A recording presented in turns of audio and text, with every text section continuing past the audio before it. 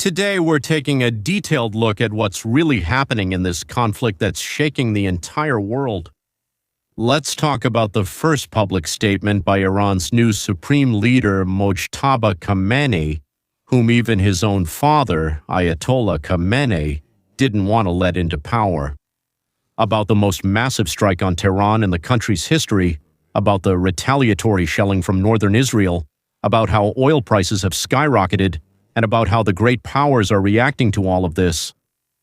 We will also touch on rumors of a possible Iranian threat to California, strikes on neighboring countries, and the peace terms that Tehran is putting forward with a veiled threat. Oil will cost you $200 per barrel. And finally, how real is the danger of a third world war? Don't forget to click the bell under the video. It's not just decoration. When you turn on notifications, you receive them. If you don't turn them on, you don't receive them. YouTube will send you a message directly to your phone or browser the very second a new video comes out. Now, when events are developing very quickly, it really helps you stay informed first, whether it's a statement about Trump, new strikes, or any unexpected twists. On February 28, 2026, it all started with powerful strikes by Israel on key targets in Iran. As a result, Ayatollah Ali Khamenei and several members of his family were killed. His son Mojtaba, who was himself wounded in the same attack, well, they say, leg injuries, a broken foot, bruises on his face, cuts, and damage to his arm. At the beginning of March, he was appointed the new supreme leader without ever appearing on screen. And on March 12th, his first public address to the nation appeared, but it wasn't recorded on video. He didn't go anywhere. He didn't record it himself. Not even an audio message. He didn't speak in person.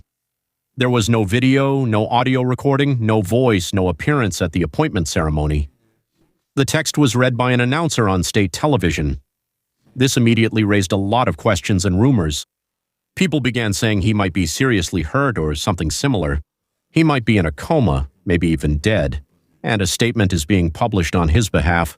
Someone else is running the country, pretending that it's him. Official Iranian sources, of course, insist that he is alive, in a safe place, with moderate injuries, and continues to lead the country, although communication is limited.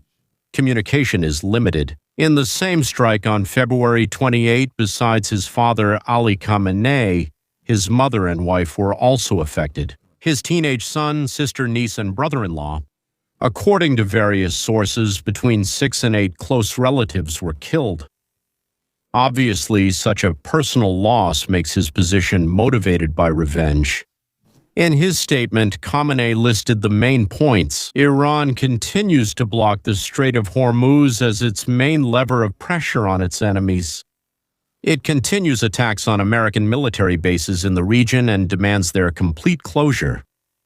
He promised to avenge all the Iranians who died and to seek compensation from the U.S. and Israel. He called, of course, for national unity and warned that if the strikes continue, new fronts will be opened. I don't know. Who is Mojtaba Khamenei? He was born in 1969 in Mashhad. He is the second son of Ali Khamenei. At the age of 17, he participated in the Iran-Iraq War, which gave him close ties with the Islamic Revolutionary Guard Corps and with Basij. He has never held any official government positions, but for decades he remained in his father's shadow, coordinating military and intelligence matters, building a network of loyalty. Yes, a network of loyalty within the IRGC. Well, just like Putin. He controlled financial flows, including foreign investments and schemes for funding proxy groups. He influenced state television and personally participated, as they say, in suppressing major protests. He crushed the Green Movement of 2009 and the waves of 2017-2019.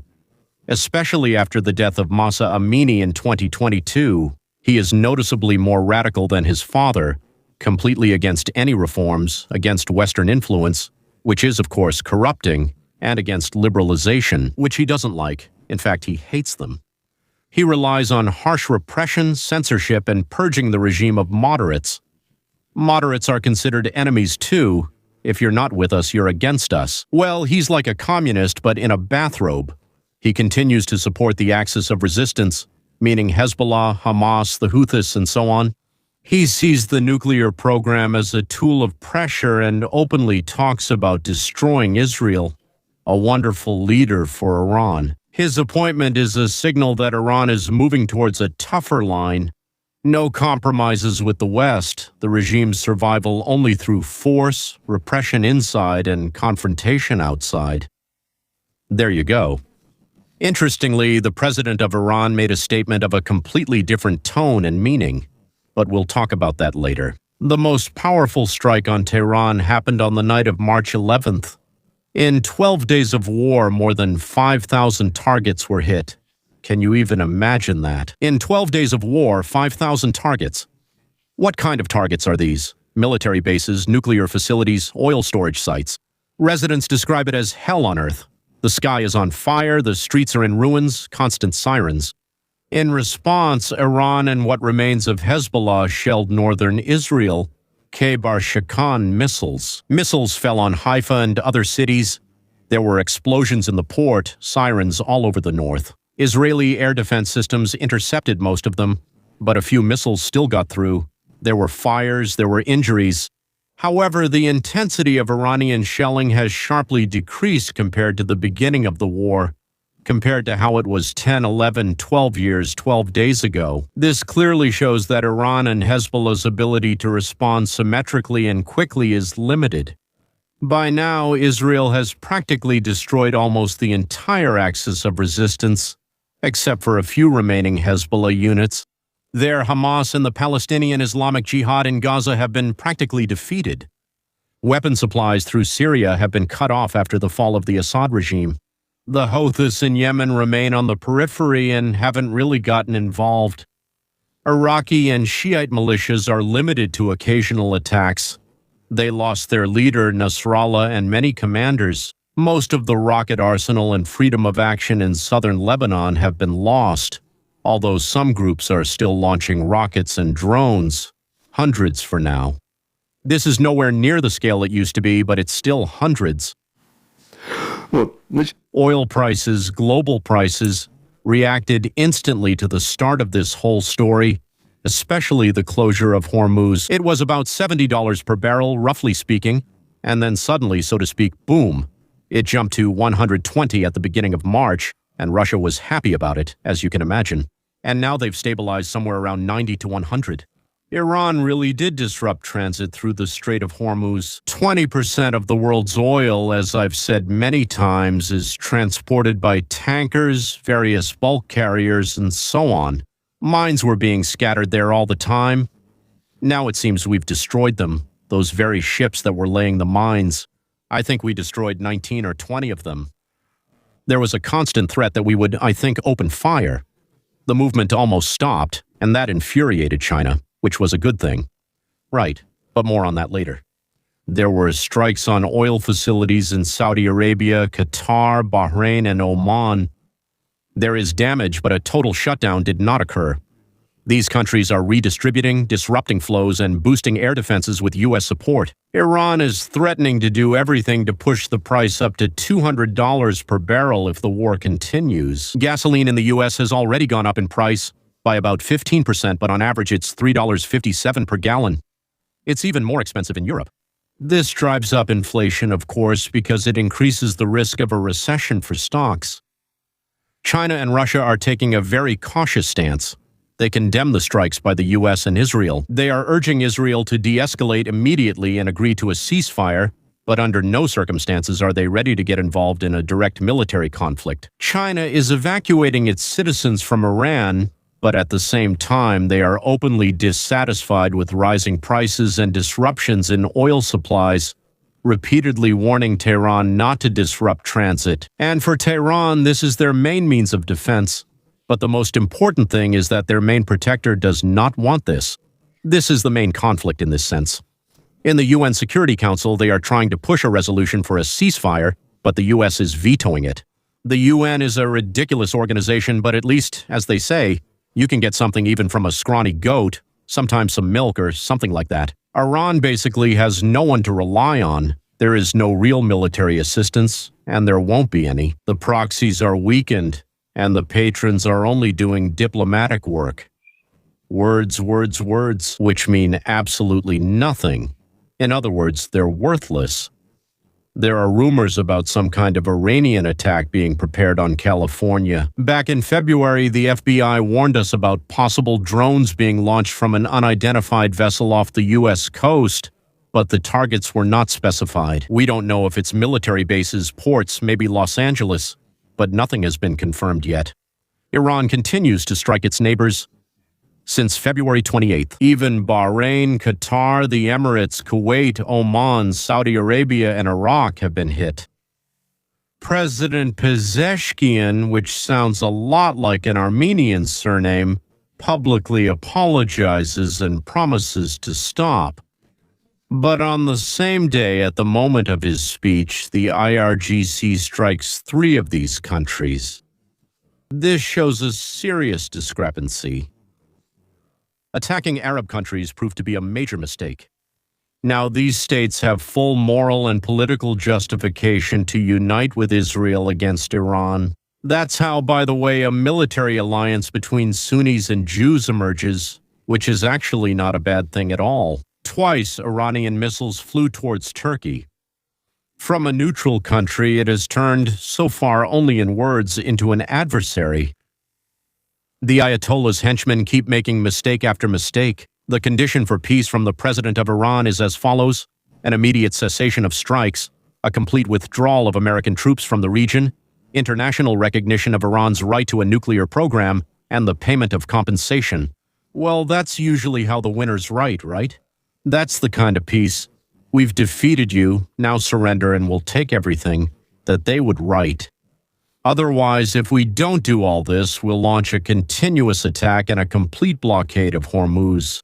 And China at this time says, don't you dare do anything like that. Well, of course, no one, not even the Iranians, believes a single word he said or wrote there, and so on. It's very similar to Zelensky's demands to Russia. As long as you don't leave Ukraine, we won't negotiate with you. And they say, we weren't planning to leave or negotiate anyway. Trump responded in his own way, that is tough. We've already won. Continue until Iran completely loses its ability to strike. Many experts and politicians are now talking about World War III, but no one can really explain who it should be against and with whom. The conflict remains regional, with Lebanon involved, Yemen involved, and the Arab countries that have been targeted. Even if Iran tries to completely close the Strait of Hormuz, it will cause a serious escalation, but who exactly will start a global war? China and Russia make it clear they are against a world war and are not ready to fight directly with the United States of America. Iran, without real support, is not able to radically change the balance of power.